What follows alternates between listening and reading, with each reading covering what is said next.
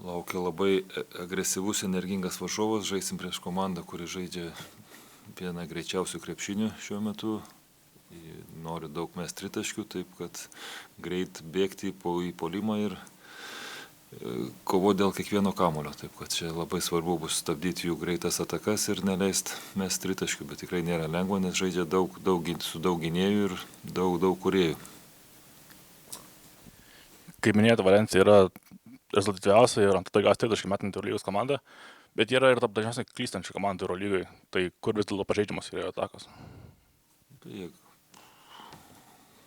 Pažeidžiamus, kiek žiūrėjom, sunku surasti vietų, bet kadangi daug judina kamuolį, greitai žaidžia, tai tos klaidos ir atsiranda, bet tikrai tik bet kokiai progai pasitaikius nori mest metimą, jeigu sustatytos dvi kojos ir matosi, kad reikalauja treneriai tą daryti, turi tam žaidėjus tos skirtus prasiveržimai ir atmetimai tritaškiai, čia yra jų pagrindinis žaidimas. Vienas stabiliausių žaidėjų yra Branko Badijo, su kuriuo turbūt susipažino Barcelonai, kad dirbot. Ar jis jau tuomet demonstravo Eurolygos potencialą ir kur pridėjo daugiausiai? Tikrai man geras žaidėjas, buvo jaunas, patiko, bet atvirai pasakysiu, negalvojau, kad tai gali būti iki tokio lygio, bet jis visą laiką man patinka tie, kurie nustebina, taip maloniai nustebina. Aišku, jis visą laiką žaidė pas Pedro Martinėsą, tiek Manrezo, tiek dabar jisai pasižaidžia, žino jo sistemą. Taip kad smagu už jį, tikrai nežinau, daug žmogus dirbo, daug, kad ateitų šitą lygį ir dabar tikrai demonstruoja gerą krepšinį. Stebina ir jaunuolis Sergio Del Rey, jauno Ispanijos rinktinės ir nuo Karos turės MVP. Ko būtent jisai stebina ir kur jo lubos yra? Tai su tokiu ūgiu gali tiek dalykų daryti, vėlgi čia tas jo universalumas ir pataikėt gali ir aikštę mato tikrai skirstyt kamuolius apie 2 metrus į žaidėjas, tai yra čia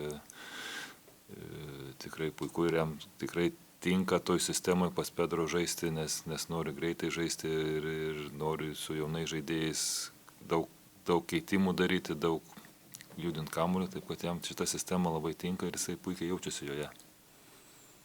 Nustebinti gali ir Braxtonas Key, kuris tik ruošiasi debiutų Eurolygai. Ką jisai pridės Valencijos komandai?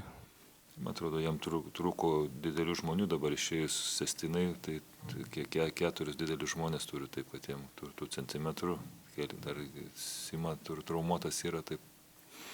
Jam reikia centimetrų ir reikia žaidėjo, kuris gali pataikyti, nes jų filosofija yra, visi turi mesti krepšį. Grįžtant į savo kiemą, insideris paskelbė, kad Mozas Raitas treniruojasi pilna jėga. Nors po pergalės prieš šitą teigiate, kad jo laukia riešo tyrimai. Tai tyrimai nieko neparodė, tiesiog buvo apsieita be jų.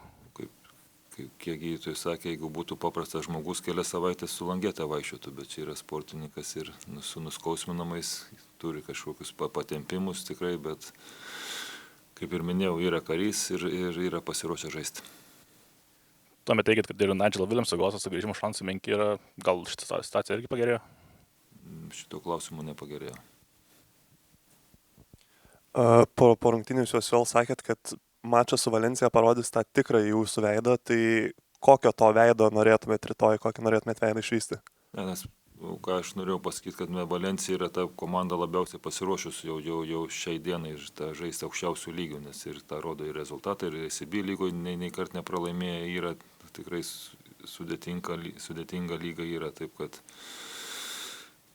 turi gynėjų.